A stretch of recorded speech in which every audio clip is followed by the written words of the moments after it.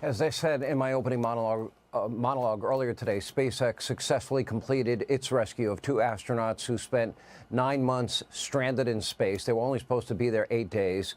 SpaceX founder, chief engineer, CEO Elon Musk, he now joins us for an exclusive interview.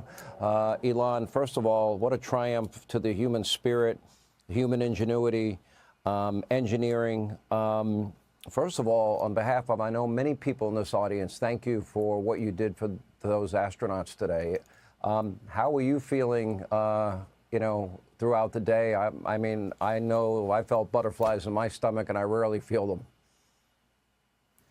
Well, I'm actually usually a little nervous about these returns because there's always some risk that something could go wrong. But thanks to the excellent work of the SpaceX team working with NASA, the astronauts are now safely home.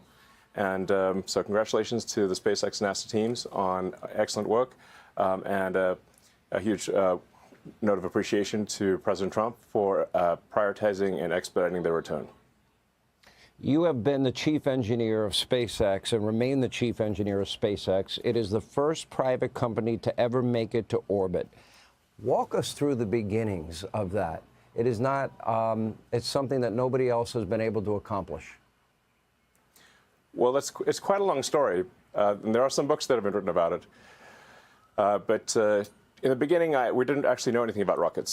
So our first 3 missions failed, actually, of our Falcon 1 rocket. And we almost ran out of money and just barely made it with the 4th launch. If the 4th launch of Falcon 1 had not succeeded, we would have failed as a company. So we just barely made it. So I have to say that I was not a very good chief engineer in the beginning, but I did learn over time. And I think we've gotten, at this point, to where the vehicle is very reliable.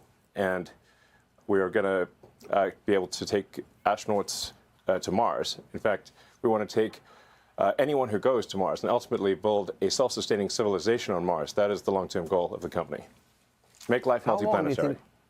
I mean, that is a very bold vision. How long do you think that might take SpaceX to be able to accomplish? I think we could do it in 20 to 30 years. Mm-hmm. So really, in our lifetime, I should say, if God blesses me with a longer life than I deserve, right? I could always hope. I would love to be able to see that. That would be amazing. I happen to have a telescope, and I love to look at the stars in the sky and the planets, and I am amazed at the majesty of all of creation, and the idea that we even look at the moon and we can go there and come back, or a space station, or you launching the hundreds of satellites you have. I want to ask you this question, if I may, and it's, every aspect of this rescue had challenges and danger. The launch, we start there.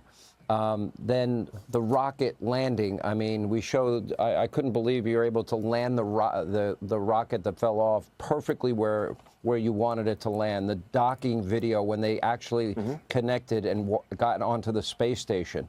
Then the taking off earlier today was a 17-hour trip, leading to the splashdown that all of America watched today. Every single aspect of that has danger and complications. Walk us through the dangers of each phase. Well, on the ascent phase, there's always some chance that either the first or second stage will blow up. In fact, I find it's actually remarkable when you see a rocket.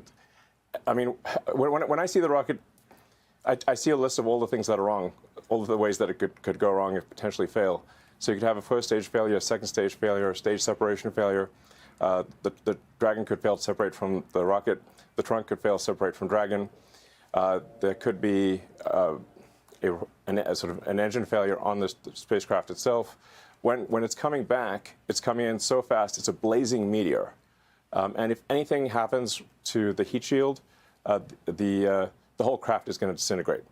So it's remarkable that humans can actually go all the way to orbit and come back from orbit, given the immense amounts of energy that is required to get to orbit and the amount of energy that must be dissipated upon return. And then the parachutes have to open, that all has to work. Now, long term, we are going to be doing, not long term, this year, in fact, we are launching the Starship rocket, which I recommend maybe doing a piece on. because that is truly a revolutionary rocket. It is Starship is the first rocket that has the potential to make life multiplanetary, to make us a multi-planet civilization for the first time in the history of Earth. And that's truly profound. What was amazing, and I studied a lot of this because of my need to cover it, at one point going 17,000 miles per hour, going through 3,500 degrees Fahrenheit. You have this thermal protection system. Now, we do know that the Boeing Starliner, you know, we know that it had problems. So these problems that you talk about, we can't take them for granted or get complacent. Explain how you get up to 17,000 miles per hour. How do you withstand 3,500 degrees Fahrenheit and the thermal protection system that protects that capsule? And then the launch, obviously, of the parachutes, which were critical to slow it down for its splashdown. Yeah, perhaps we should do a longer segment, because I'd be happy to explain it in detail. I'll do the 2-minute version here. Yeah. Okay. The Falcon 9 rocket takes off with 1.7 million pounds of thrust. So you can imagine something that has enough thrust to lift an office building off its foundations. And it gets to orbit. It gets to roughly 17,000 miles an hour in 9 minutes. So from 0 to 17,000 miles an hour in 9 minutes. And then it's just, when it comes back, you've got that heat shield that's got to dissipate that energy. Like I said, you're coming in like a blazing meteor, and hardly anything can survive that heat. And if the heat shield fails, you just get vaporized immediately. So it's we're really testing the very edge of human ability here, the very edge of material science. And it's kind of amazing that humans can do this at all.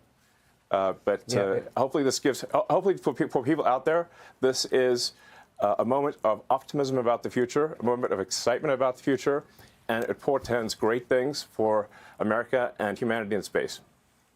I'm only going to ask you one political question, just for clarification purposes only. I don't think this should really be a political night. I think this is, you know, a moment where the country should celebrate the fact that you were able to rescue them, that it happened successfully in spite of the difficulty, the challenges, and the danger.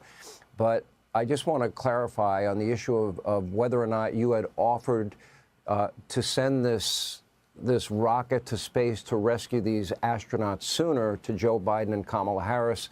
I heard somebody earlier today say, in fact, that didn't happen, when I believe it did. No, we definitely offered to return the astronauts earlier. There's no question about that. The astronauts were only supposed to be there for 8 days, and they've been there for almost 10 months. So obviously that doesn't make any sense. SpaceX could have brought the astronauts back after a few months at most, and we made that offer to the Biden administration. It was rejected for political reasons, and that's just a fact. Yeah. You know, I followed this from the very beginning. Did America and the world make a mistake by slowing down, going to the moon and to other planets? Was that a mistake on our part? I mean, don't we have so many scientific and innovative breakthroughs every time we go? Well, I think we'll have tremendous breakthroughs when we establish a city or a base and then a city on Mars, because we'll have to overcome so many challenges that it'll serve as a forcing function for the development of new technologies that will have tremendous benefits to people on Earth. Let's talk a little bit, if we can, about the health issues that the astronauts will face. They only trained for an 8-day mission, but there are certainly things involved with returning to gravity, adjusting to gravity, nauseousness, but then it gets a little bit more serious, a variety of other health problems. Bones become about 1% less dense for every month that they are in space. That could lead to issues like osteoporosis or bone fracture, et cetera. Astronauts grow in space because the spinal column expands. There was one astronaut, Scott Kelly, he became 2 inches taller, and others then, when it contracts when you come back, then they have some back issues. They have vision issues because fluids in the eye shift upward to the head. You can explain baby feet if you want. They will have some significant health issues that they're going to be facing, but they'll be okay. Yeah, the normal amount of time that astronauts are supposed to be in zero G is about 3 months, and then really, at the most, about 6 months. That's sort of the normal rotation, and they were up there for almost 10 months. So that's really going beyond what is healthy or good. So it's a good thing that, thanks to the support of President Trump, we hope to bring them back, because really things get just a lot worse if they stay in zero G for, past a year or more. What you were able to accomplish today really is just fascinates me. I'm interested in every aspect of it. I think it was pretty public that I bought one of your Teslas. I don't like the way that people, and by the way, it's like the greatest car ever invented. It really is, and I'm not just saying that. It's self-driving. It's got 1,000 horsepower. It goes from 0 to 60 in 0.2 seconds. It's 2 seconds. Most American. 2 seconds. Okay. 2 seconds. Zero, Yeah. no, I'm sorry, not 0. It goes in 0 to 60 in 2.0 seconds. At that point, I think it would kill you basically if it went that fast. It would kill. That's true. But it's pretty fast. That's for sure. It's faster than any Ferrari, for example. Yeah. No, I watched it beat my Z06. I'm like, I thought that was the greatest muscle car. No, it's not. I watched the S-Plaid beat it. You're into robotics, AI. You are working with Neuralink so the blind can see and people with spinal cord injuries may one day walk. You help people in North Carolina. You help people in California when they have no communications. And I watch all of this, and I have to ask, why? Why do I see people like I woke up this morning and saw that Teslas were put ablaze in one of your dealerships in Vegas? I've seen this happen all over the country. Bullets are being fired. Charging stations are put ablaze. Teslas are being put ablaze. You have experienced assassination, threats of assassination for you and your family. What have you done that warrants this? Because I see nothing that you have done except help our country. Yeah, I mean, it's really come as quite a shock to me that there's this level of really hatred and violence from the left. I always thought the left, or Democrats, were supposed to be the party of empathy, the party of caring, and yet they're burning down cars, they're firebombing dealerships, they're firing bullets into dealerships, they're just, smashing up Teslas. Tesla is a peaceful company. We've never done anything harmful. I've never done anything harmful. I've only done productive things. So I think we just have a deranged, there's some kind of mental illness thing going on here, because this doesn't make any sense. Yeah, and I think there are larger forces at work as well. I mean, I don't know who's funding it and who's coordinating it, because this is crazy. I've never seen anything like this. You actually tweeted out, and I'll put it on the screen, the level of violence is insane. It is deeply wrong. Tesla just makes electric cars and has done nothing to deserve these evil attacks. You just rescued 2 astronauts that have been in space for 286 days. They were only supposed to be there 8. You help the people in North Carolina, Tennessee, California.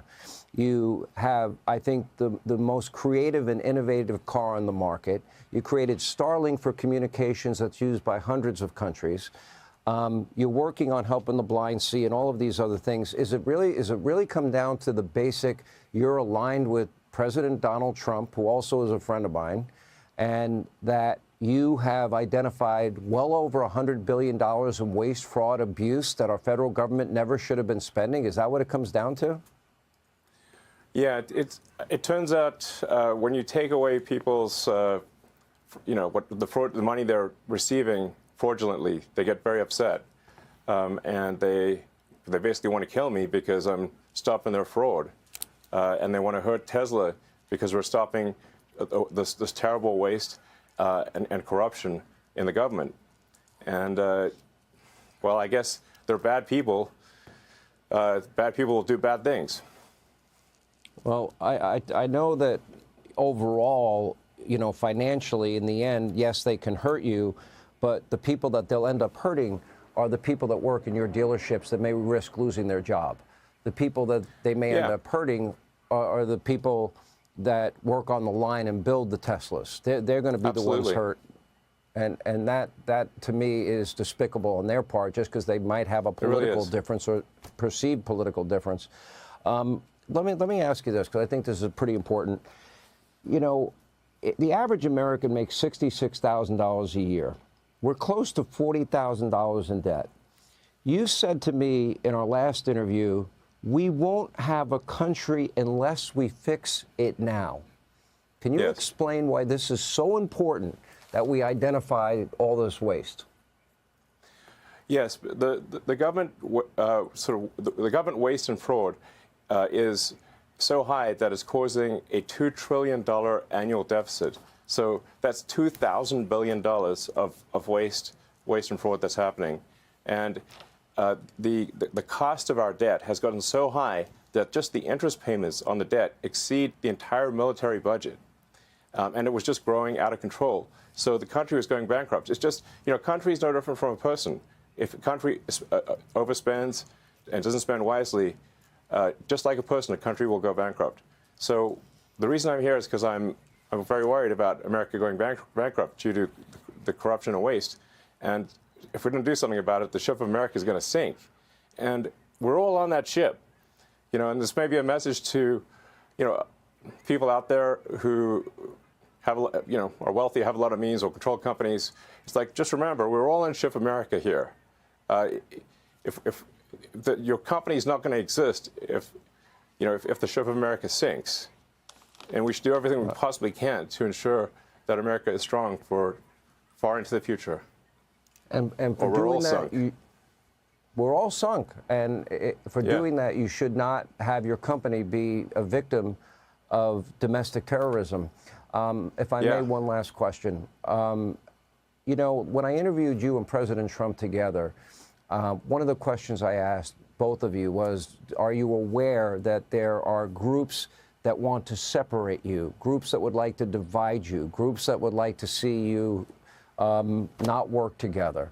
I feel it's stronger than it's ever been. Do you get the same sense?